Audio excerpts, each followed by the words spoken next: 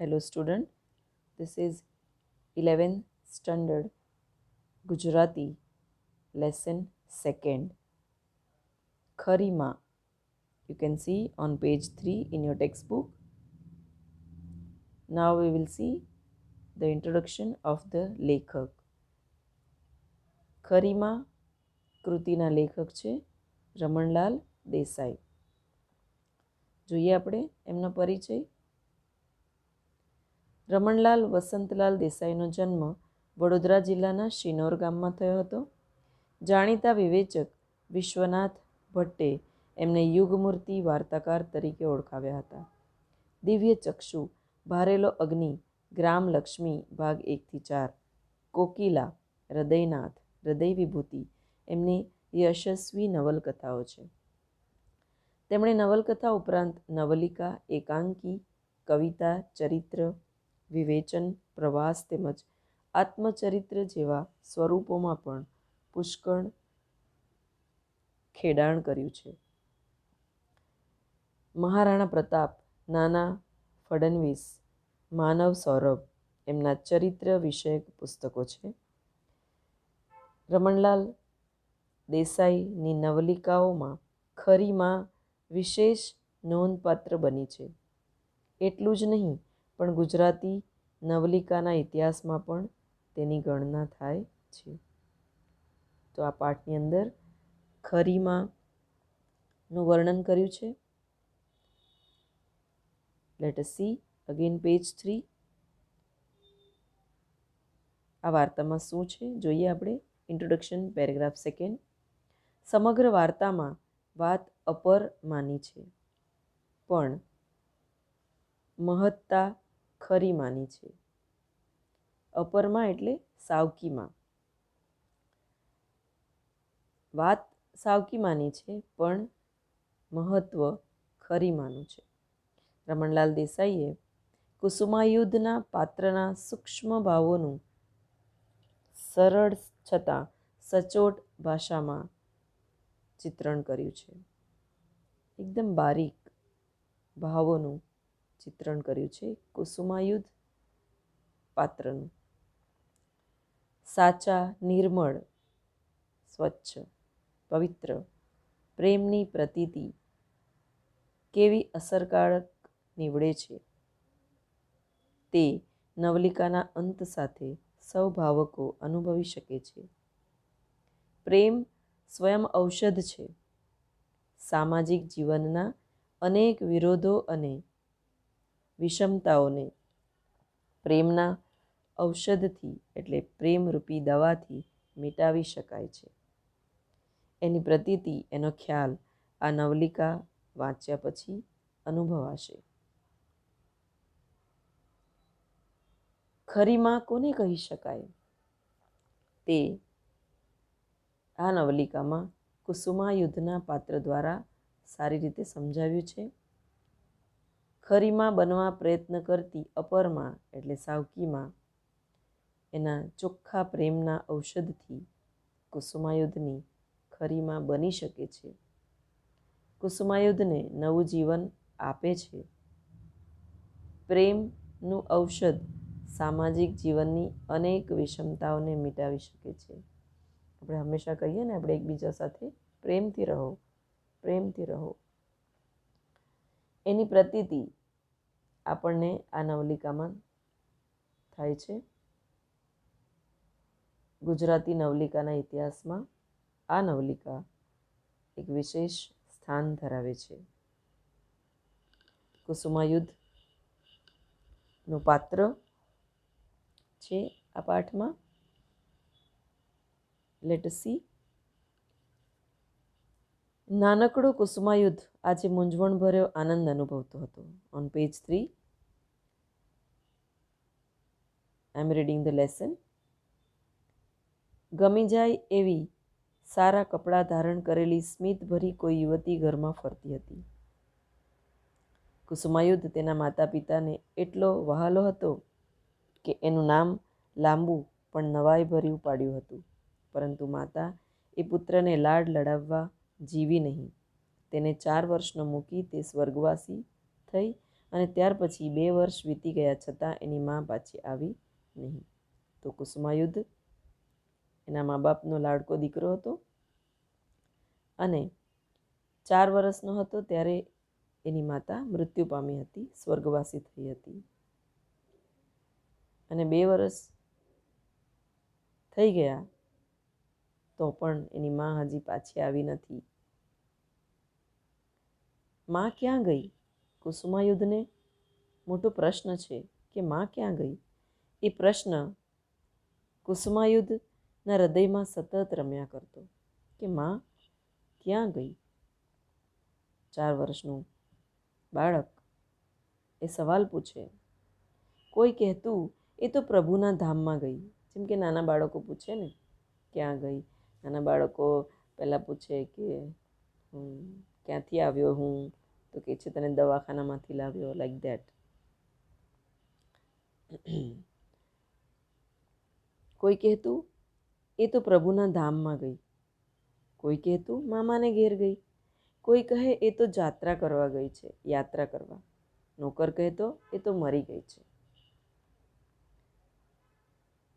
તો કુસુમાયુદ્ધ કહેતો પણ મને લીધા વગર એ કેમ ગઈ? કુસુમાયુદ્ધની એ આંસુભરી ફરિયાદ સૌની આંખમાં આંસુ લાવતી હતી. 1 વર્ષ સુધી એ ફરિયાદ કરી થાકેલા બાળકે છેવટે પ્રશ્ન બદલ્યો, પણ પાછી તો આવશે જ ને? એ પ્રશ્ન સાંભળી સૌ કોઈ તેની સામે જોઈ રહેતું. ક્વચિત આંખ ઉપર લુગડું ઢાંકી દેતું અને કોઈ વખત થડકતે કંઠે જવાબ આપતો, હા હા આવશે હો, જાઓ રમો. એમ એને જવાબ મળી જતો, એને સાંત્વના મળી જતી. એટલો જવાબ બાળકના અંગે અંગમાં સ્ફૂર્તિ પ્રેરતો. એટલે એના જીવમાં જીવ આવી જતો. એ દોડતો, રમતો, હસતો. 4-5 દિવસે વળી પાછો એનો એ જ પ્રશ્ન પૂછતો. નાના બાળકના સવાલોના જવાબ આપવા જ પડે. છેવટે તેણે એ પ્રશ્ન પૂછવાનું પણ ઓછું કરી નાખ્યું. આસપાસના સર્વ મનુષ્યોએ કાવતરું કરી તેનીમાંથી વિખૂટો પાડ્યો હોય એવી માન્યતા તેના હૃદયમાં જન્મી કે બધાએ મને કોઈ કાવતરું કર્યું છે અને મને વિખૂટો, જુદો પાડ્યો છે, છૂટો પાડ્યો છે, એવો એને ભાવ થતો. તે એકલો રમવા લાગ્યો. માત્ર રાતે ઊંઘમાં તે કોઈ વાર લવી ઉઠતો, એટલે કે બોલી ઉઠતો, માં માં. માને યાદ કરી ઉઠતો રાત્રે ઊંઘમાં. તેનો પિતા ઝબકીને જાગી જતો અને એના શરીરે હાથ ફેરવતો. એકાએક તેણે સુંદર મુખવાળી સ્ત્રી ઘરમાં જોઈ. તો કુસુમાયુદ્ધ 4 વર્ષનો હતો ત્યારે એની માતા સ્વર્ગવાસી થઈ હતી અને એને એમ કે માં કેમ નથી આવતી ઘરમાં? માં ક્યાં ગઈ છે? ને ગઈ તો મને લીધા વગર કેમ ગઈ? એમ એને લાગતું હતું. પછી એક દિવસ અચાનક એણે ઘરમાં કોઈ સુંદર સ્ત્રીને જોઈ. માનું મુખ કોઈ પણ દેખાવડી યુવતીઓમાં જોવા તે મથતો, પ્રયત્ન કરતો. માના મુખને જોવા માટે, માના જેવી જ કૃતિને જોવા માટે એ મથતો, પ્રયત્ન કરતો. માના સરખું લુગડું એટલે સાડલો પહેર્યું હોય એવી સ્ત્રીને એ ધારીને જોતો. એવી કોઈ સ્ત્રી મળવા આવી હોય તેને ઘરમાં રહેવા માટે આગ્રહ કરતો. માની નજરનો ભૂખ્યો બાળક આમ તેની સમજ પ્રમાણે માની શોધખોળ કર્યા કરતો હતો. બાળ માનસ. બીજી સ્ત્રીઓ આવીને જતી રહેતી હતી. આ સ્ત્રી તો પાછી બધાની માફક નાસી જાય નહીં ને? નાસી જાય એટલે ભાગી જાય. એ વિચારે તેને ગભરાવ્યો. સૌની માફક એટલે સૌની જેમ આ યુવતીએ પણ તેને પાસે બોલાવ્યો. જેમ બધા મળવા આવતા એને તેવી રીતે આ લેડીએ પણ એને પાસે બોલાવ્યો. તેણે 2-3 પેટીઓ પોતાના સૂવાના ઓરડામાં મૂકી. 2-3 પેટી એટલે સામાન લઈને આવી હતી આ લેડી આ સ્ત્રી અને એના રૂમમાં એણે સામાન ગોઠવ્યો. તે ઉપરથી એને લાગ્યું ખરું કે આ સ્ત્રી બહુ ઝડપથી અહીંથી નાસી નથી જવાની. છતાં ખાતરી કરવા તેણે પૂછ્યું, તમે અહીં રહેશો કે જતા રહેશો? જે સ્ત્રી આવી હતી એને પૂછ્યું કે તમે અહીં રહેશો કે જતા રહેશો? Page 4 children. પેલી યુવતીએ ને હસવું આવ્યું. યુવતી હસી પડી. તેણે સામો પ્રશ્ન કર્યો, તમને શું ગમશે? હું રહું તે કાંઈ, જાઉં તે, હું રહું કે જાઉં, તમને શું ગમશે બોલો? એમ ઓલી સ્ત્રી એ કુસુમાયુધને કહે છે, અહીં જ રહો ને, જે ગમે તે. કુસુમાયુધે જવાબ આપ્યો કે સ્ટે હિયર. તેને સમજ પડી નહીં કે આ સ્ત્રી તેને બહુવચનથી શા માટે સંબોધે છે. બહુવચનથી એટલે તુંના જગ્યાએ તમે કેમ કહે છે. તે સ્ત્રીએ કુસુમાયુધને થોડા રમકડા આપ્યા, સારા કપડાં આપ્યા, વસ્ત્ર આપ્યા, માથું ઓળી આપ્યું એનું. પોતાની સાથે જમવા બેસાડ્યો. બાળકને બહુ નવાઈ લાગી. He was feeling wonder that why she is doing this. આવી સ્ત્રી કોણ હશે? Who is she? કેમ આવી હશે? Why she came here? કુસુમાયુધ તેની આસપાસ જ ફરવા લાગ્યો. તેને એમ પણ લાગ્યું હશે કે પોતાની માફક પિતાને પણ આ સ્ત્રી ગમી છે ખરી, કે પોતાને ગમી તેમ પિતાને પણ આ સ્ત્રી ગમી છે ખરી, એટલે કદાચ એ ઘરમાં રહે છે. અને પરંતુ પિતા આગળ તે બહુ ધીમે ધીમે કેમ બોલતી હતી? આડું કેમ જોયા કરતી હતી? આછું આછું હસતી કેમ હતી? આ સ્ત્રી ઘરમાં રહ્યા જ કરે તો કેવું સારું. માં પણ કેવી ઠરીને ઘરમાં રહેતી હતી. ઠરીને એટલે શાંતિથી કેવી રહેતી હતી માં ઘરમાં. અને આ સ્ત્રી પિતાની તરફ જોઈને હસે છે. અને આ રહે તો કેવું સારું. કુસુમાયુધથી રહેવાયું નહીં એટલે સૂતા પહેલાં તેણે પૂછ્યું, તમે મારા સગા થાવ કે નહીં? કે તમે મારા રિલેટિવ્સ થાવ છો? ઓલી સ્ત્રીએ કહ્યું, હા.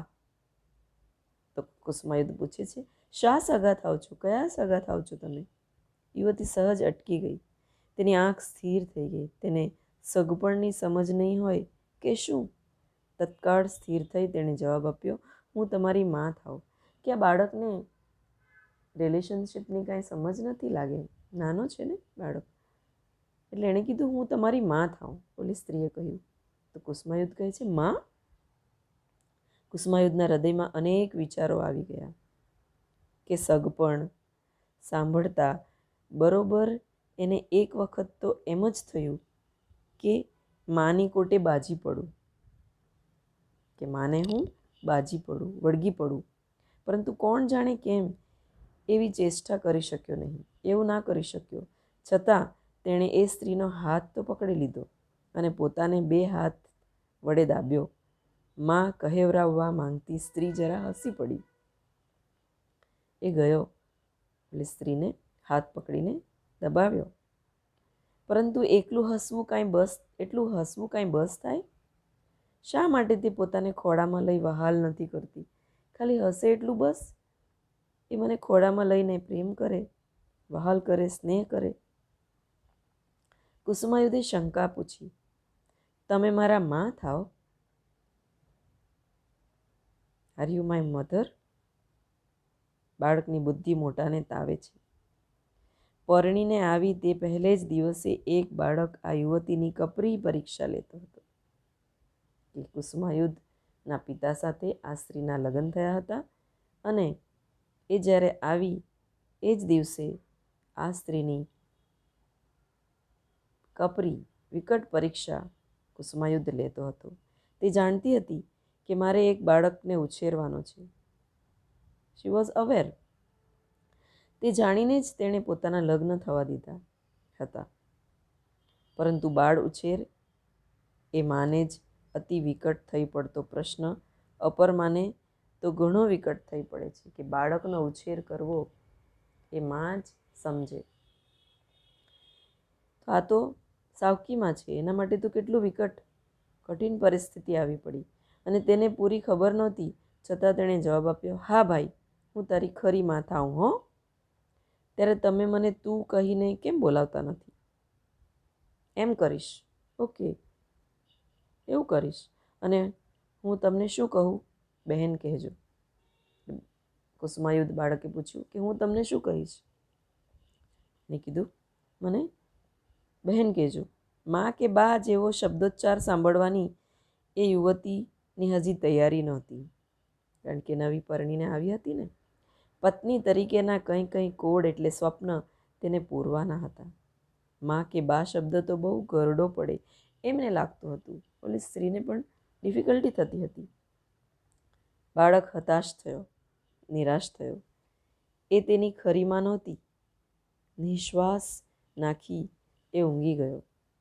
એને લાગ્યું કે આ મારી ખરીમાં નથી, અને એક નિસાસો જેવો નાખીને એ ઊંઘી ગયો. બાળક કુસુમાયુદ્ધના પિતાએ ફરી લગ્ન કરવાનો નિશ્ચય કર્યો હતો, બિકોઝ ઓફ કુસુમાયુદ્ધનો ઉછેર. પુરુષના એ હકનો તત્કાળ સ્વીકાર થયો અને તેના લગ્ન થઈ ગયા કુસુમાયુદ્ધના પિતાના. પુરુષ સમજણો હતો.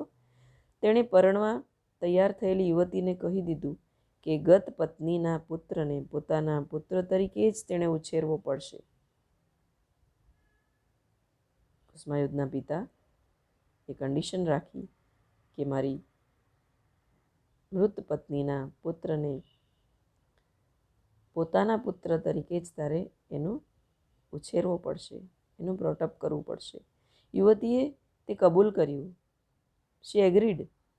એક પ્રકારના ઉત્સાહથી કબૂલ કર્યું અને ઘરમાં આવી માતૃભાવ ભૂખ્યા કુસુમાયુદ્ધને પોતાના જ પુત્રની જેમ ઉછેરવાનો એણે પ્રામાણિક, એકદમ ઓનેસ્ટલી એણે પ્રયત્ન કર્યો.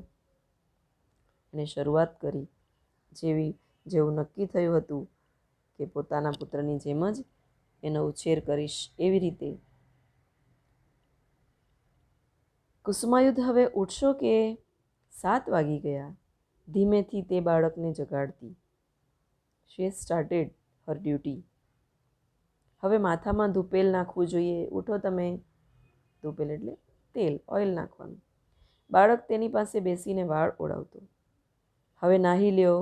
કુસુમાયુદ્ધ નાહી લેતો એટલે સ્નાન કરી લેતો, નાહવું.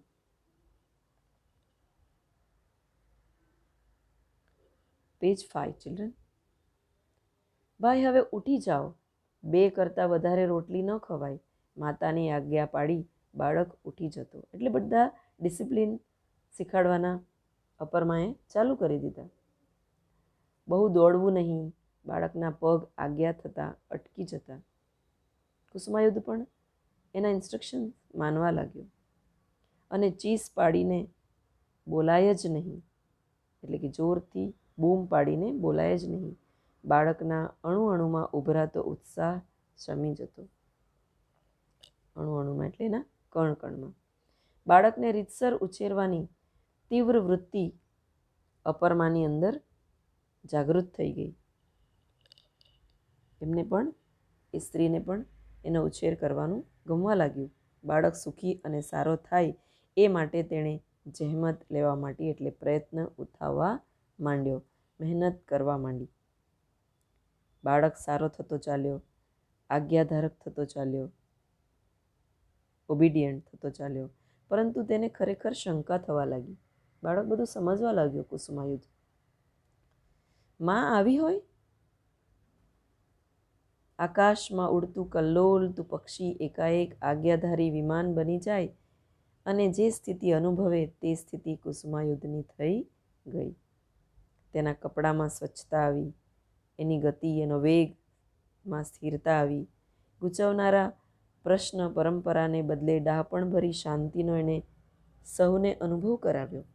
અને આખો દિવસ પગ ન વાળતો ધાંધોલિયો છોકરો નિશાળે જવાની પણ હા પાડવા લાગ્યો. કે ધમાલિયો છોકરો હવે નિશાળે, સ્કૂલે પણ જવાની હા પાડવા લાગ્યો.